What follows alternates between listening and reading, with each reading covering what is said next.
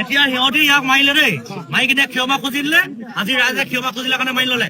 কাইলৈ কিন্তু আমি যদি সিহঁতক মাৰো ন, তেতিয়া কিন্তু আমি ক্ষমাহে খুজি দিম আৰু একো কৰিব নোৱাৰিব। বেংগলীয়ে হওক, বিহাৰীয়ে হওক, মানুহে যিয়ে নহওক, অসমৰ জাতীয় সাজপাৰ পৰিধান কৰি অসমৰ জাতীয় সংস্কৃতিক কিবা অনুষ্ঠান প্ৰতিষ্ঠান চলি থাকোতে কোনো ব্যক্তি অসমীয়া হওক অনাঅসমীয়া হওক যিয়ে নহওক অপদস্থ কৰাটো কাৰো অধিকাৰ নাই। সেইটো অনাগত দিনত কেতিয়াও নহব। এখেতলোকে যেতিয়া মাছ খুজিবই, তোমাৰ মাপ খুজিলে যে ক্ষমা কৰিব লাগিব। তেখেতলোকে এইটো ভুল কৰিলে, ছাত্ৰ সন্থাই এখেতলোকক ছাত্ৰ সন্থাৰ জেগাত ৰাখিবনে?